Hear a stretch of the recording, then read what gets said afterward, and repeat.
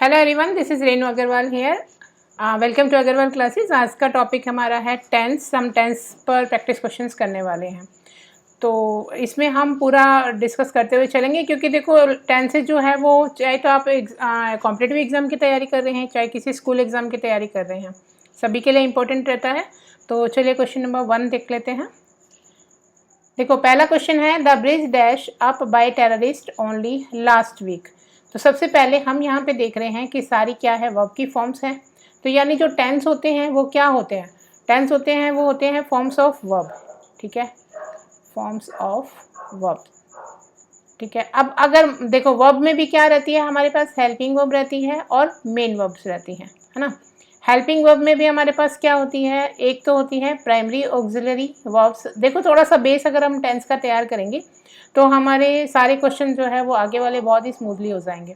एक हमारे पास होती है मॉडल ऑक्सिलरी। ठीक है, तो मॉडल में तो देखिए एक मॉडल का पूरा एक चैप्टर होता है हमारा, और जो प्राइमरी ऑक्सिलरी प्लस जो मेन वर्ब है, यानी हेल्पिंग वर्ब प्लस जो मेन वर्ब है, ये मिलके बनाती है टेंस का चैप्टर। क्लियर। तो हमें यानी कि अगर आपकी हेल्पिंग वर्ब चेंज हो जाती है तब भी टेंस चेंज हो जाता है, किसी में जहाँ हेल्पिंग वर्ब की ज़रूरत नहीं है, मेन वर्ब है, तो वो भी टेंस चेंज हो जाता है। तो फर्स्ट स्टेप तो हमें, जब हम कह रहे हैं कि वर्ब का ही सारा खेल है, इसका मतलब हमें वर्ब लर्न होनी चाहिए। हमें क्या करना पड़ेगा, लर्न वर्ब्स। तो साथ साथ हम थोड़ी चलाते जाएंगे, जैसे जैसे हम आप हमारे साथ बने रहिएगा, हर एक में हम कुछ कुछ वर्ब्स भी करते जाएंगे। तो देखो हमें वर्ब पता होनी चाहिए। अब हमारे पास यहाँ पे वर्ब जो है वो ब्लो है। ठीक है, ब्लो की सेकंड फॉर्म यहाँ पे है ब्लू। तो यहाँ पे आप लिखेंगे ब्लो, ब्लू एंड ब्लोन। अब आप देखेंगे कि ये मैंने आपको क्यों बताया है, अभी आपको पता लग जाएगा। ठीक है, पहला स्टेप ये हुआ कि फॉर्म्स ऑफ वर्ब होती हैं, वर्ब्स हमें याद होनी चाहिए। अब हमने यहाँ देखा कि ये हमें दिख रहा है लास्ट वीक। हम कैसे फॉर्म को तय करेंगे कि कौन सी वर्ब आएगी, तो हमें यहाँ एक एडवर्ब दिख रही है, ये एडवर्ब ऑफ टाइम है। ये क्या है, एडवर्ब ऑफ टाइम, राइट। अब ये एडवर्ब ऑफ टाइम हमें ये बता रही है कि लास्ट वीक की बात है, यानी ये क्या दिया हुआ है, ये हमें देखो कुछ स्टूडेंट्स को तो पहले से ही बातें पता होती है, बट हम थोड़ा बेस लेके चलें तो आगे के क्वेश्चन सभी के लिए इजी हो जाएंगे। तो लास्ट वीक का मतलब है ये पास्ट टाइम गिवन है, राइट। ये क्या दिया हुआ है, पास्ट टाइम। जब हमें पास्ट टाइम गिवन होता है तो हम V2 लगाते हैं ना। ठीक है, अब हमें ये तो पता लग गया कि यहाँ पे V2 आएगी। चलिए अब हमारे पास सेकंड स्टेप हमारा ये बनता है कि कई बार कन्फ्यूज़न ये होती है कि ब्लॉड होगी या ब्लू होगी, तो ये मैंने आपको पहले ही बता दिया, इसकी जो सेकंड फॉर्म है वो ब्लू होने वाली है। अब आता है कि क्या हम यहाँ पे चलिए इसे तो हम क्रॉस कर सकते हैं, क्योंकि ब्लॉड तो फॉर्म ही नहीं है। क्या मैं इसे फिल कर दूँ, यानी क्या हमारा ऑप्शन ये आ जाएगा। अब हमें थर्ड स्टेप क्या देखना है कि जो सेंटेंस है उसकी स्ट्रक्चर क्या है। ठीक है, सेंटेंस स्ट्रक्चर से हमारा क्या मतलब है कि ये एक्टिव वॉइस में है या पैसिव वॉइस में है। मोस्ट इंपॉर्टेंट है ये आपको यहाँ पे याद रखना कि एक्टिव वॉइस में है या पैसिव वॉइस में है। अगर तो ये एक्टिव वॉइस में है तो ये लगा दीजिए, अगर ये पैसिव वॉइस में है तो इसको पैसिव वॉइस में भी आपको कन्वर्ट करना आना चाहिए कि इसकी स्ट्रक्चर क्या रहती है, राइट। तो वॉज वर्ब के साथ, यानी वर्ब की थर्ड फॉर्म तो हमें हमेशा ही लगानी है। और अगर हमारी जो पैसिव वॉइस में चेंज होती है वो होती है सिर्फ हेल्पिंग वर्ब चेंज होती है।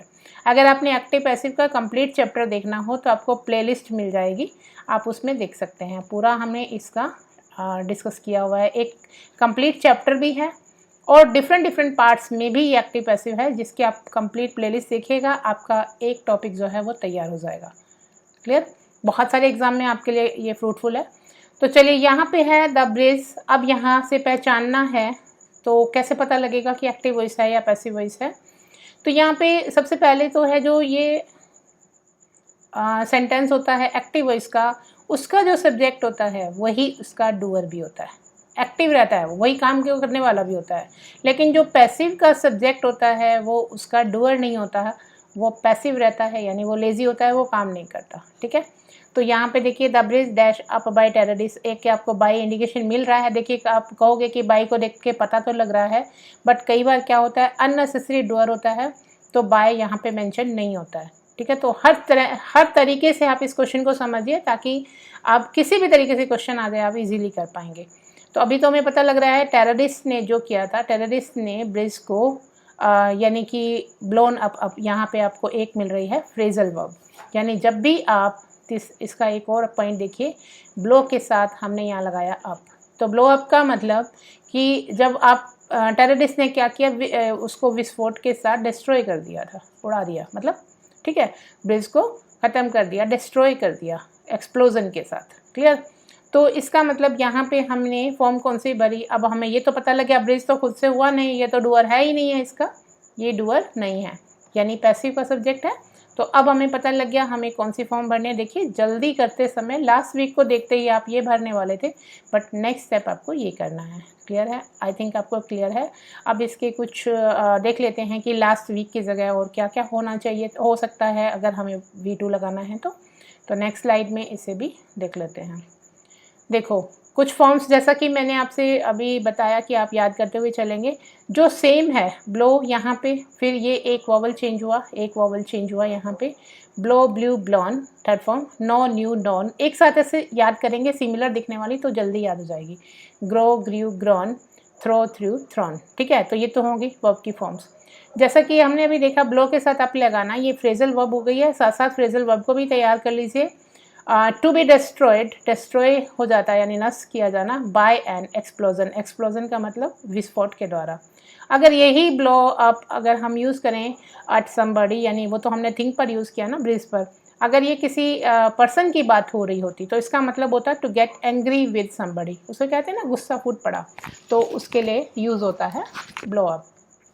अब हमने देखा कि वहाँ पे था लास्ट वीक, लास्ट वीक हो सकता है, लास्ट डे हो सकता है, मंथ हो सकता है, लास्ट ईयर हो सकता है, यहाँ पे अगो हो सकता था उसकी जगह, ये पास्ट टाइम हो गया, यस्टरडे हो सकता था, ठीक है, या फिर वंस, जैसे मैंने लिख दिया वंस इन 2007, 2007 में एक बार, ये भी पास्ट टाइम गिवन है।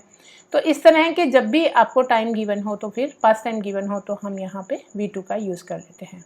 चलिए क्वेश्चन 1 में हमने काफ़ी टाइम लिया, तो आई होप आपको अच्छे से क्लियर भी हो गया होगा। टेंस से रिलेटेड हर एक कॉन्सेप्ट को करेंगे तो इजी हो जाएगा। देखिए इसी को अगर मैं कहती कि ये रूल नंबर 1 है, 2 है, 3 है, बट हमने एक क्वेश्चन को अच्छे तरीके से समझ लिया है कि हमें स्टेप कौन कौन से देखने होते हैं। चलिए नेक्स्ट स्लाइड पे चलते हैं। इसमें हमें है when I was a child. तो सबसे पहला स्टेप यहाँ पे क्या देख रहे हो आप कि यहाँ जो ये 2 क्लॉज जैसे दे रखे हैं तो इसमें एक क्लॉज हमारा है पास्ट में है, ये हमारी पास्ट फॉर्म है।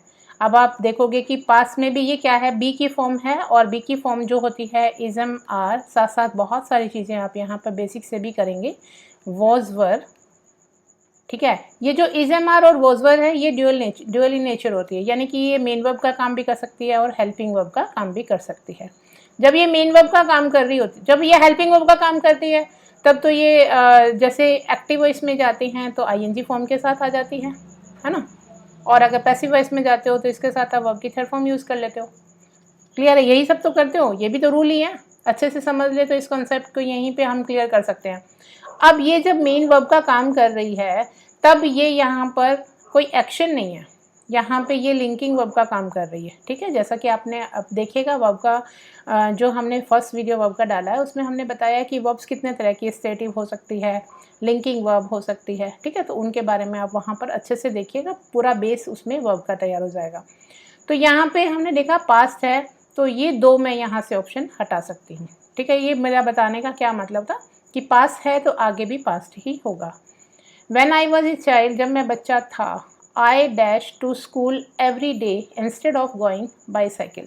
देखिए एवरी डे जो है वो कहाँ कहाँ आप यूज़ कर सकते हैं, वो आप प्रेजेंट की हैबिट बताने के लिए यूज़ कर सकते हैं, है ना, एक्शन बताने के लिए, कोई भी पास्ट का ये प्रेजेंट का एक्शन हो, प्रेजेंट की हैबिट हो, आपकी कोई रूटीन हो डेली, ठीक है, और आप इसको पास्ट का हैबिट या रूटीन बताने के लिए भी यूज़ कर सकते हैं।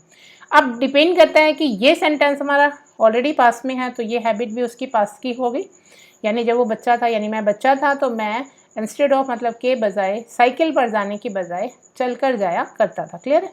तो अब यहाँ पे हमारे पास क्या बचा है, एक तो हैड वॉक्ड या फिर वॉक्ड। जब हम बात कर रहे हैं हैबिट की तो वो या तो फिर किस में हो जाएगी, V1 या फिर V1 के साथ SES। ये SES का भी आप क्लियर देखिएगा, हमने टेंस की वीडियो में अच्छे से डाला हुआ है। थर्ड पर्सन सिंगुलर के साथ आप ये यूज़ करते हैं और प्लूरल वर्ब जो है वो प्लूरल सब्जेक्ट के साथ यूज़ करते हैं। और पास की हैबिट बताने के लिए आप V2 का यूज़ करेंगे, ठीक है। तो अब V2 हमारे यहाँ पे ये है, क्लियर है, तो इसको हम हटा देते हैं। चलिए नेक्स्ट क्वेश्चन देखते हैं। He often dash to Delhi on business trips. अब देखो एक और वर्ड यहाँ पे आपको मिल रहा है ऑफन, जैसा आपको एवरीडे मिला था अब यहाँ पे ऑफन है। अगेन वह वैसा ही ये एडवर्ब ऑफ फ्रीक्वेंसी है, कितनी बार, अक्सर। जैसे टू दिल्ली ऑन, जब भी आपको इस तरह की मिले टाइम फ्रीक्वेंसी का मिले, तब आपको क्या करना होता है, सबसे पहले आपका ध्यान जाना चाहिए प्रेजेंट की ओर, ठीक है। अगर वहाँ पर कोई पास का इंडिकेशन नहीं है तो अब जैसा कि मैंने आपको कहा प्रेजेंट की ओर जाना चाहिए, तो अभी जस्ट हम पीछे बात करके आए हैं कि हमारे पास 2 ही ऑप्शन बचते हैं। यहाँ पे V2 है ही नहीं है, तो इसका मतलब ये तो तीनों ही क्रॉस हो जाएगी यहाँ पर, ठीक है। अब हमारे पास ही के अकॉर्डिंग देखो यहाँ पे एक ऑप्शन गो हो सकता था, दोनों ही प्रेजेंट के हैं। अब आपको यहाँ पे जो नेक्स्ट स्टेप होता है वो होता है सब्जेक्ट वर्ब एग्रीमेंट, ठीक है। इस पे भी हमारा एक वीडियो जो है वो कंप्लीट चैप्टर बना हुआ है, और डिफरेंट टाइप के जो टाइप्स होते हैं इसमें, उसमें भी आपका बना हुआ है, आप उसकी प्लेलिस्ट पर भी जा सकते हैं, ज़रूर विज़िट कीजिएगा, बहुत इम्पोर्टेंट है ये भी करने के लिए, ठीक है। तो चलिए इसके साथ ही के साथ, क्योंकि थर्ड पर्सन सिंगुलर है तो हम क्या लगा देंगे यहाँ पर, गोज लगा देंगे। आई थिंक आपको क्लियर होगा ये। चलिए नेक्स्ट पे चलते हैं। पहले ये देख लेते हैं कि और कौन कौन से वर्ब्स हो सकते हैं यहाँ पे, एडवर्ब्स हो सकती हैं, जैसे कि मैंने ऑलवेज का यूज़ किया यहाँ पे, ऑफन होता है अक्सर, समटाइम्स कभी कभी, यूजुअली जनरली यानी कि सामान्यतः, फ्रीक्वेंटली सेल्डम कभी कभार ही, ठीक है। रेयरली का मतलब बहुत ही कम, रेगुलरली और डेली। देखिए रेगुलरली का मतलब होता है नियमित रूप से, और डेली का मतलब होता है रोज़ाना। दोनों में डिफरेंस क्या है कि रेगुलर का मतलब नियमित मीन्स कि जैसे आप रेगुलर चेकअप के लिए जाते हैं डॉक्टर के पास, तो डेली जाना तो ज़रूरी नहीं है। रेगुलर का मतलब वंस अ वीक भी हो सकता है, वंस अ मंथ भी हो सकता है, वंस अ डे भी हो सकता है। डेली का मतलब जैसे कि आप खाना पीना, ये तो डेली करते हैं, तो वो तो रोज़ का हो गया। इसके साथ एवरी के साथ day, night, week, month, year हो सकता है। वंस, देखो पहले मैंने लिखा था वहाँ पर पास्ट को यूज़ करने के लिए वंस इन, और पास्ट का टाइम लिखा था, है ना, ठीक है। यहाँ पास्ट टाइम कोई भी, जैसे मैंने 2007 लिखा था तो ये पास्ट टाइम था, तो हमने V2 यूज़ किया था। लेकिन जैसे once a week, once a day, once a week, once a day, once a year, ये सब कुछ भी होगा, तो यहाँ पे V1 तो आ ही सकता है, यानी प्रेजेंट टेंस तो है ही है। अगर ये पास की बात कर रहा होता तो यहाँ हम पास भी, देखो हर जगह पे जनरली बात की जाती है, ऐसा नहीं है कि आप रट लीजिए बस ये आ गया तो आपको यही भरना है। आपको पूरे कॉन्सेप्ट को देखते हुए चलना है कि क्या ये बात ये कह रहा है कि वंस ए डे जो है मैं ऐसा किया करता था, क्या ये पास की हैबिट बता रहा है, तो वो सेंटेंस बता देता है आपको, जैसा कि आई वॉज ए चाइल्ड ने बता दिया था कि पास की बात हो रही है, क्लियर। तो हमने यहाँ पे क्या लगा दिया, या तो ये इसको साथ लेके चलना है, ये जैसे V1 और ये दे रखा है ना, इसको हमें साथ लेके चलना है, क्योंकि सिर्फ इसका डिफरेंस क्या है दोनों ही प्रेजेंट की, ये बस सब्जेक्ट वर्ब एग्रीमेंट का खेल है यहाँ पर, ठीक है। चलो नेक्स्ट चलते हैं। व्हेन माई ब्रदर एंटर्ड, तो फिर यहाँ फिर से देख लीजिए, यहाँ पे दे रखा है एंटर्ड। एंटर्ड का मतलब यहाँ पे फिर पास्ट टाइम है, ठीक है, V2 दिया हुआ है। अब यहाँ देखो जब यहाँ या तो हो सकता है कि 2 काम एक साथ हो, एक के बाद एक हो गए हों, तो जैसे होता है ना, एक व्हेन से कनेक्ट होता है आफ्टर से, आफ्टर और उस बिफोर के सेंटेंस बाद में है, मैं वहीं पर आपको इसे समझा दूंगी, ठीक है। और जैसे ये व्हेन है, व्हेन के साथ तो अलग अलग केसेस हो सकते हैं। व्हेन जैसे उसने एंटर किया, तो या तो क्योंकि यहाँ पे ING फॉर्म देख रहे हो आप, तो या काम ख़त्म तो नहीं हुआ था, काम ख़त्म तो नहीं हो चुका था, यानी हो रहा था, ठीक है। तो इसका मतलब ये है कि ये ING फॉर्म को हमें यहाँ पे देखना है। आप सीधा इसको हटा के ये फिल कर सकते हैं, जैसे मैंने यहाँ पे कहा, यहाँ पे ये नहीं आ सकता, ये नहीं आ सकता, बट आप फिर यहाँ पे थोड़ा अटक जाएंगे कि यहाँ पे इन दोनों में से क्या आएगा, क्योंकि दोनों ही जेको वॉज के बाद भी आप ING फॉर्म भर सकते हैं, और हैड बीन के साथ भी आप भर सकते हैं। हम ऑप्शन के अकॉर्डिंग आपको समझाते हैं, यहाँ पर भर सकते हैं ना।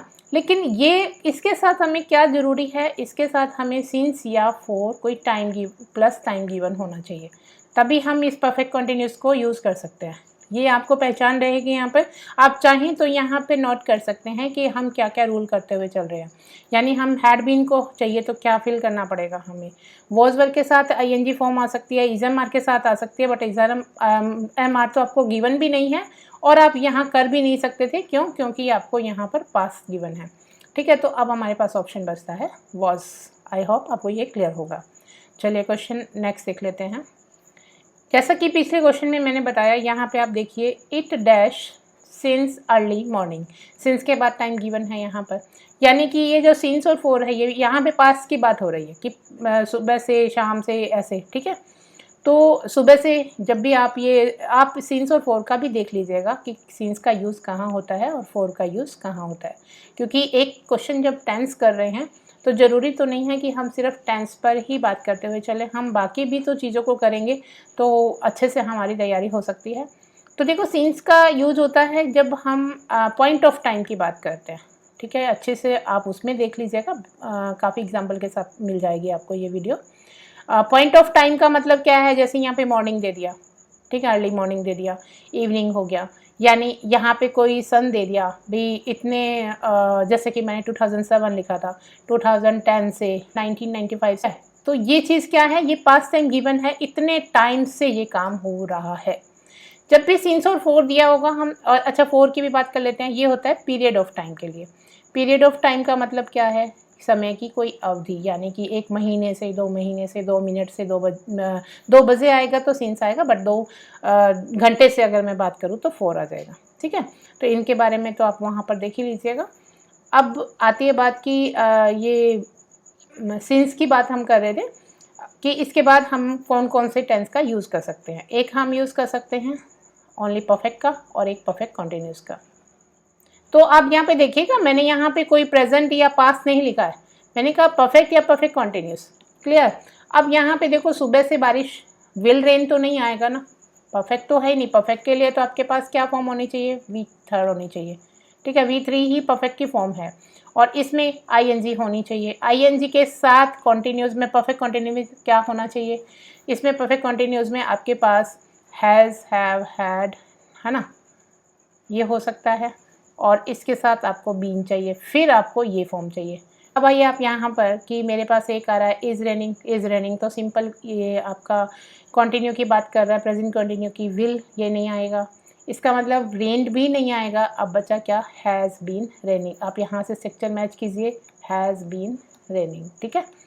नेक्स्ट चलते हैं।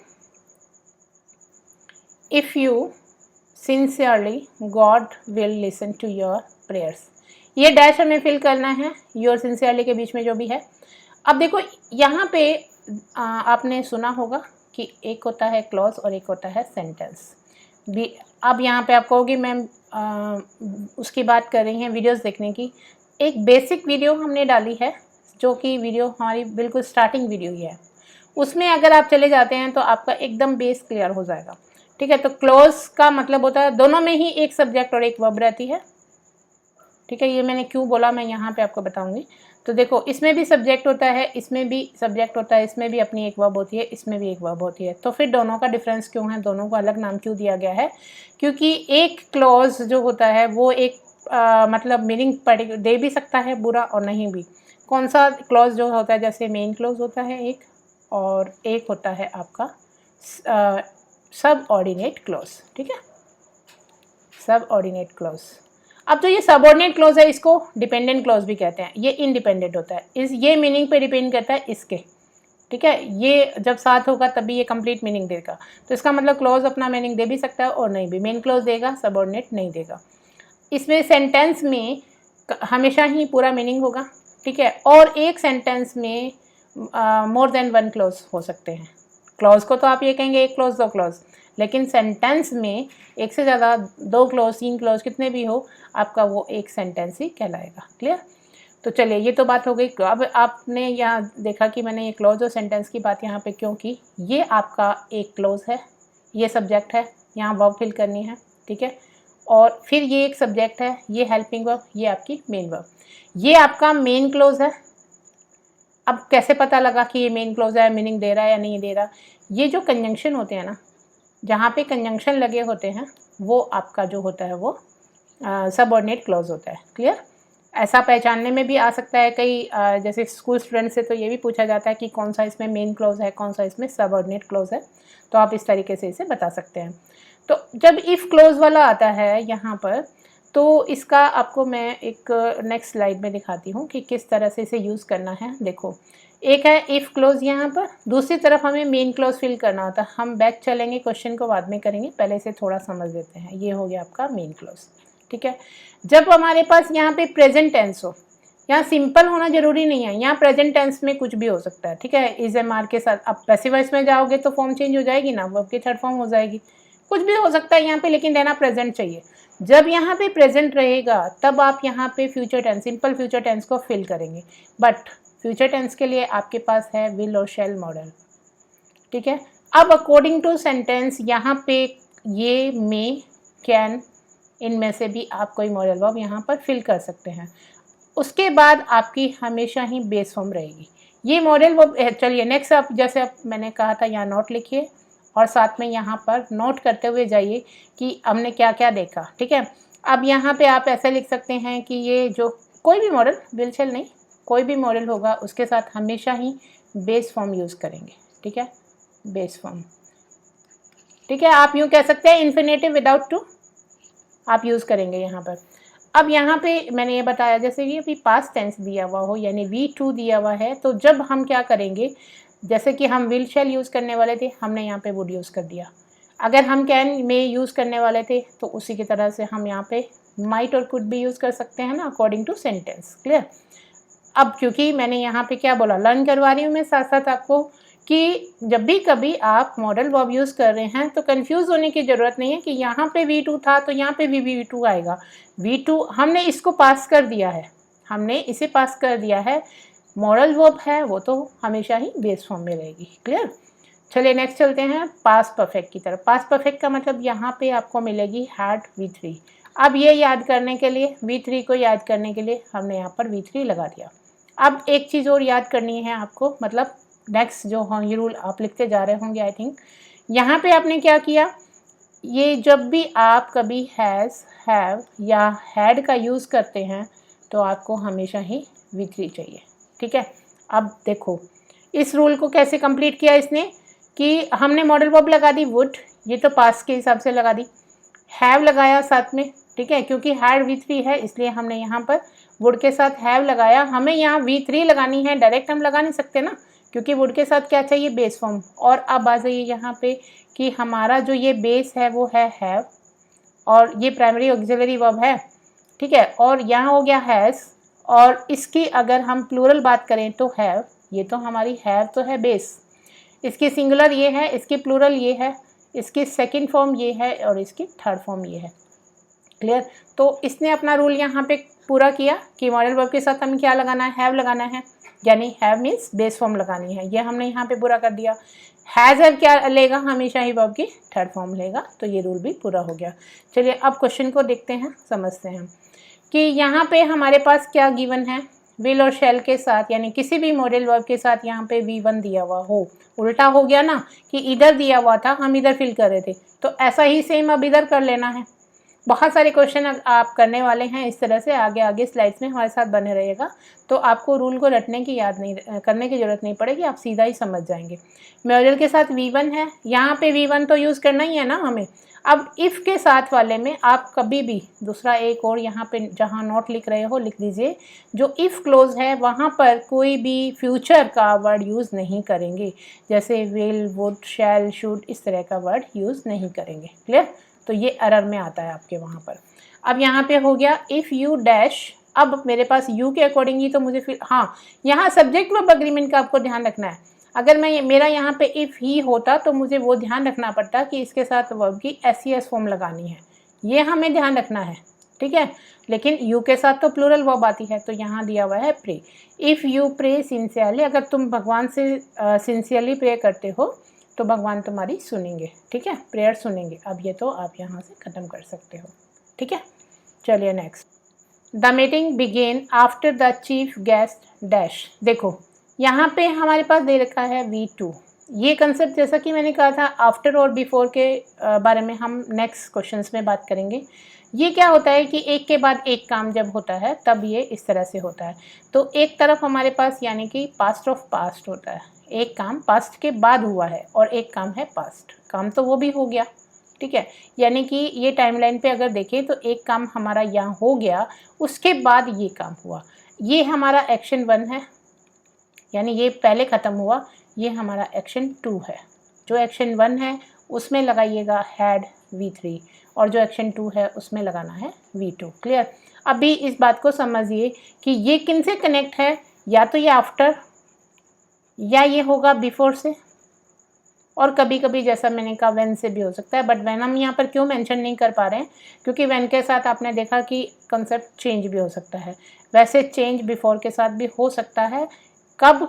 जब यहाँ पर दोनों तरफ प्रेजेंट हो।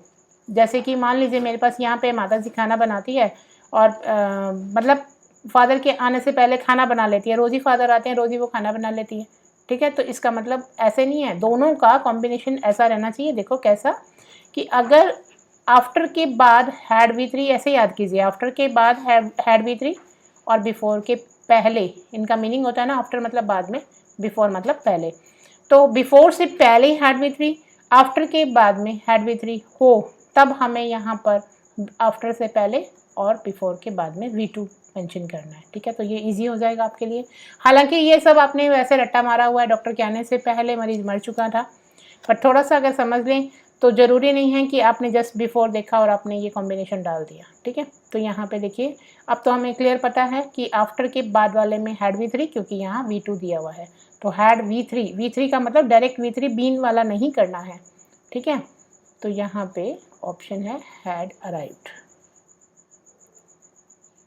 When we reach the station the train dash, तो यहाँ पे देखो व्हेन से शुरू है, रीच द स्टेशन, अब हमारे स्टेशन पहुँचने से पहले ट्रेन जो है वो जा चुकी थी, तो यहाँ पे हैड गॉन। तो अभी इस पर टाइम लगाने की ज़रूरत नहीं है, ये तो आ ही नहीं सकते, यहाँ पे ऑप्शन ही नहीं है, ठीक है। चलिए व्हेन आई सॉ हर, अब थोड़ा फिर देख लीजिएगा, चेंज हो सकता है। यहाँ पे व्हेन के साथ है V2, तो इसकी फॉर्म भी याद कर लीजिए, सी सॉ सीन।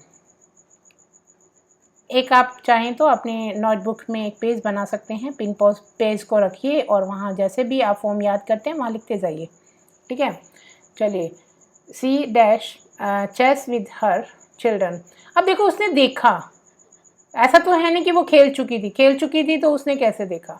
तो सेंटेंस के अकॉर्डिंग आपने फिल करना है। यहाँ पे आपको कुछ भी नहीं दिख रहा है कि आपको ING फॉर्म दी हुई है, वॉज वर लगा दें या क्या लगाएं, ठीक है। आपको नहीं पता लग रहा है, सिर्फ आपको यहाँ से सेंस से पता करना है कि जब उसने देखा तब वह खेल रही थी, खेल चुकी थी तब तो आपको पता ही नहीं है खेल चुकी थी, ठीक है। अगर हम ये कहते हैं ना कि वो आई तो वो खेल चुकी थी, यानी उसने तो देखा ही नहीं, तो सेंटेंस के अकॉर्डिंग हमें चलना है। अब यहाँ पे प्लेड तो हो नहीं सकता, हैड बीन प्लेइंग तो सिंस 4 नहीं है, ठीक है। तो इसका मतलब वॉज प्लेइंग। क्लियर। चलो नेक्स्ट क्वेश्चन की ओर चलते हैं। क्वेश्चन नंबर 10 है मोहन हैज़ जस्ट आउट। अब आपको जैसा कि मैंने यहाँ पे बताया था कि जैसे ही आपको हैज़, हैव और हैड दिखे आपको V3 यूज़ करना है, ठीक है। बट आपको एक और चीज़ का भी ध्यान रखना है, सेंटेंस अगर एक्टिव वॉइस में है तो आप डायरेक्टली V3 यूज़ करेंगे, सेंटेंस अगर पैसिव वॉइस में है तो आप क्या करेंगे, इनके बाद बीन भी मेंशन करेंगे, क्योंकि V3 आप अगर डायरेक्ट लगा देते हैं तो वो तो एक्टिव वॉइस बन जाएगा ना। एक्टिव वॉइस में V3 तो चाहिए। अब हैज़ के बाद बीन हम लगा रहे हैं, ये भी V3 है, क्योंकि ये रूल इसका पूरा हो रहा है कि ये बीन जो है वो वर्ब की थर्ड फॉर्म है, यानी बी जो है फर्स्ट होती है, इसकी बेस होती है, इज़म आर इसकी प्रेजेंट फॉर्म होती है, वॉज वर इसकी पास्ट फॉर्म होती है, ठीक है। और जो ये बीन है ये बी ही है जिसकी 8 फॉर्म्स होती है, बाकी तो आप 5 याद करते हैं, इसकी 8 होती है, ठीक है। अब इसकी जो कंटिन्यू फॉर्म होती है वो होती है बीइंग। आई थिंक आपको क्लियर है कि हम इसको बेस फॉर्म बोलेंगे, ये हमारी प्रेजेंट फॉर्म है, ये हमारी पास्ट फॉर्म है, और ये जो बीन है ये हमारी परफेक्ट फॉर्म है, ठीक है। यानी V3 इसको बोलेंगे आप, और हैज़र के साथ V3 आनी होती है, वो ये आ गई, और पैसिव वॉइस में V3 यूज़ करनी होती है, वो ये हो गई, ठीक है। आपको क्लियर हो गया होगा। तो मोहन यहाँ पे सब्जेक्ट है, खुद ही डूअर है, हैज़ जस्ट गॉन आउट, ठीक है। ओके चलो नेक्स्ट चलते हैं। आपको क्लियर हो रहा होगा, कमेंट सेक्शन में अपना फीडबैक जरूर दीजिएगा और साथ साथ बने रहिएगा। बहुत सारे क्वेश्चन हम करने वाले हैं और चैनल पर नए आए हैं तो आप सब्सक्राइब जरूर कर लीजिएगा if you find the content useful. At last I dash for my efforts. अब यहाँ पे आपको ध्यान क्या देना है, एट लास्ट आपको दिया हुआ है, इसका मतलब आखिरकार ऐसा हुआ, यानी वी टू फिल करना है, ठीक है। अब यहाँ पे जैसे मैंने तो देखा वी टू फिल करना है, मैम ने बताया था एट लास्ट आ रहा है, वी टू फिल कर दीजिए, तो रिवॉर्ड कर दूँ क्या, यहाँ पे रिवॉर्डेड कर दें क्या। अगर आप लाइव ले रहे होते तो क्लास में आपसे पूछती, और आई थिंक आप हो सकता है कंफ्यूज हो जाते, बट अब आपको वो स्टेप सारे देखने हैं जब भी आप फिल करें। तो देखो अगर मैं यहाँ पे भर दूँ आई रिवॉर्डेड, मुझे ये तो पता लग गया मुझे V2 करना है, तो मैंने लिखा आई रिवॉर्डेड फॉर माई एफर्ट्स। तो क्या मैंने अपने आप को अपने एफर्ट्स के लिए प्राइज़ दिया, इनाम दिया? नहीं ना, मुझे दिया गया। यहाँ पे मैं खुद डूअर नहीं हूँ, मुझ पे काम हुआ है, इस ऑब्जेक्ट पे काम हुआ है, ये पैसिव वॉइस का सब्जेक्ट है। तो अब मुझे क्या करना है, V2 में मैंने क्या बताया था, पैसिव स्ट्रक्चर में वॉज वर्ब के साथ आप वर्ब की थर्ड फॉर्म लगाएंगे, तो जो रिवर्डेड है वो V2 भी है और रिवर्डेड जो है वो V3 भी है, ठीक है। तो इसका मतलब मेरा ऑप्शन क्या हो गया यहाँ पर, वॉज रिवर्डेड। नेक्स्ट है आई ऑलवेज। ऑलवेज को जैसे ही देखा, अगर हमारे पास टाइम गिवन नहीं है तो इसका मतलब क्या हुआ कि ये प्रेजेंट की कोई हैबिट बता रहा है। माई ब्रेकफास्ट, देखो ये तो क्लियर ही पता लग रहा है कि 7 AM पर मैं अपना ब्रेकफास्ट जो है वो ले लेता हूँ, तो इसका मतलब क्लियर है आई के साथ क्या आएगा। देखो जैसा कि मैंने कहा था कि यहाँ पे टेक और टेक्स दोनों ही प्रेजेंट है। अब आपको सब्जेक्ट वर्ब एग्रीमेंट को ध्यान रखना है। सब्जेक्ट वर्ब एग्रीमेंट क्या कहता है, आई के साथ हमें यहाँ पर प्लूरल वर्ब यूज़ करनी है। आई के साथ क्या रहता है, देखिए आई के साथ जब अगर वर्ब फिल करनी है तो बेस फॉर्म यूज़ होती है। अगर हम आई के साथ इज़म और वॉज में से यूज़ करें तो वॉज और एम यूज़ होती है, ठीक है। लेकिन अगर इस आई को प्रोनाउन की तरह यूज़ किया गया है तो एम यूज़ करते हैं। आई को अगर आप नाउन की तरह यूज़ करते हैं तो इज़ भी यूज़ हो जाता है, क्योंकि जैसे ए जो है वो एक लेटर है, उसी तरह आई भी एक लेटर भी है। जब ये लेटर की तरह यूज़ होता है तो इसके साथ इसका भी यूज़ हो जाता है। आई जो है वो क्या है, 9th लेटर है ना अल्फ़ाबेट का, तो वहाँ आई को हमने यूज़ किया as a noun, third person singular, ठीक है। और आई के साथ अगर डूडस की बात करें तो डू यूज़ होता है, और अगर हैज़र में से बात करें तो हैव यूज़ होता है। तो इस तरह से आई जो है यहाँ पे सिंगुलर वर्ब यूज़ कर रहा है, और यहाँ पे जो है वो अपना एक सिर्फ आई एम, देखो एम जो है वो सिर्फ आई के साथ आएगा, लेकिन आई के साथ सिर्फ एम ही आएगा ऐसा नहीं है। जैसा मैंने यहाँ बताया आई के साथ इस भी आ सकता है, कब, जब इसको नाउन की तरह यूज़ किया जाए। चलिए अब ये बहुत हो गया, यहाँ हमें पता लग गया कि यहाँ पर टेक आना है। चलो नेक्स्ट चलते हैं। I dash mister Sharma for 2 years, है ना। अब यहाँ पे देखिए कि फॉर 2 years दे रखा है, तो साथ साथ इसको समझ लीजिए ये जो है वो पीरियड ऑफ टाइम है और इसके साथ फॉर लग गया। प्रपोजिशन का भी तो ध्यान रखते हुए चलते हैं ना। अब ये क्या कह रहा है, यहाँ पे पहले हम वर्ब देख लेते हैं। वर्ब दे रखी है नो की, जैसा मैंने पहले बताया था नो न्यू नोन होता है, पहले हम फर्स्ट स्लाइड में इसको कर चुके हैं कि ये फॉर्म्स होती है इसकी, ठीक है। अब यहाँ पे देखिए इसके हिसाब से मुझे क्या करना है, या तो इसको कंटिन्यू करना है परफेक्ट कंटिन्यू, या फिर परफेक्ट करना है, जैसा मैंने बताया था सिंस फॉर देने पर क्या होता है। अब ये एक फॉर्म ऐसी है जिसको आप आईएनजी फॉर्म में नहीं लिख सकते हैं। कुछ फॉर्म्स होती है जैसे लाइक हुआ, लव, है ना, या तो आई लव या आई लाइक, है ना, मैं पसंद करती हूँ, लाइकिंग नहीं होना, और मैं पसंद कर रही हूँ नहीं हो सकता। इसी तरह से ये नॉन एक्शन वर्ब्स होती हैं, इनके साथ आप आईएनजी फॉर्म का यूज़ नहीं कर सकते। अब मेरे पास ऑप्शन क्या बचा, सिर्फ परफेक्ट का, यानी मुझे अब कंटिन्यूस यूज़ नहीं करनी है। रट्टा मारेंगे तो वही गलती हो जाएगी, नहीं अगर समझ के करेंगे तो हर एक क्वेश्चन को सही करेंगे। थोड़ा टाइम लेंगे लेकिन सही करेंगे। अब यह देखिए आई हैव नॉन यहाँ पे मेरा हो गया, क्योंकि देखो आईएनजी फॉर्म मुझे भरनी नहीं है, नो सिंपल प्रेजेंट की है तो वैसे ही नहीं आएगी। क्लियर, तो बहुत आसान हो जाएगा समझना। चलिए, the child dash for the last 2 hours। अब ये देखो यहाँ पे दे रखा है, आपको यहाँ देखना है। अभी सिंस और फॉर का भी थोड़ा कंसेप्ट बता दूँ कि ये फॉर जो होता है वो पीरियड ऑफ टाइम के लिए होता है। अगर यहाँ पे ये द नहीं होता, ठीक है, और सीधा दिया होता लास्ट 2 hours, तो हम यहाँ भर देते सिंस, ठीक है। अगर यहाँ दिया है द, यानी अब ये पीरियड की बात कर रहा है, पिछले कुछ घंटों में, पिछले 2 घंटों की बात हो रही है, ठीक है, तब ये क्या हो जाएगा, 4 आ जाएगा। ये भी ध्यान रखना है आपको, साथ साथ चलना है इसको लेके। तो द चाइल्ड डैश, अब यहाँ पे देखो जैसा कि मैंने सीन्स और 4 का बताया, तो वो स्लीपिंग नहीं आएगा। क्यों नहीं आएगा, क्योंकि हमें यहाँ पर क्या यूज़ करना है, परफेक्ट यूज़ करना है, ये भी नहीं आएगा। अब परफेक्ट में क्या मैं हैज़ स्लेप्ट करूँ, सो चुका था, नहीं, अब यहाँ पे मुझे कंटिन्यूस करना है कि वो 2 घंटे से, पिछले 2 घंटे से सो रहा। तो चलिए यहाँ पे हो जाएगा has been sleeping. Why did you dash in class today. बहुत अच्छा सा कंसेप्ट यहाँ पे समझिए, बहुत इजी है ये, तो क्वेश्चन गलत होने के चांस ही नहीं है। जब आपको डू डज दिखे और डिड दिखे, ठीक है, बेस फॉर्म ऑफ वर्ब लगा दीजिए। एस नहीं लगानी है, बेस फॉर्म ऑफ लगानी है, एस वाली फॉर्म नहीं लगानी है, सिंगुलर नहीं लगानी है। जैसा हैज़ के साथ बताया था, आप साथ साथ ऐसे नोट कर लीजिए, याद हो भी गई होगी आपको कि यहाँ पे वर्ब की थर्ड फॉर्म लगानी है, ठीक है। अब यहाँ पे मुझे क्या लगाना है, मिसबिहेव तो पास्ट हो गई, ये ING आएगी नहीं।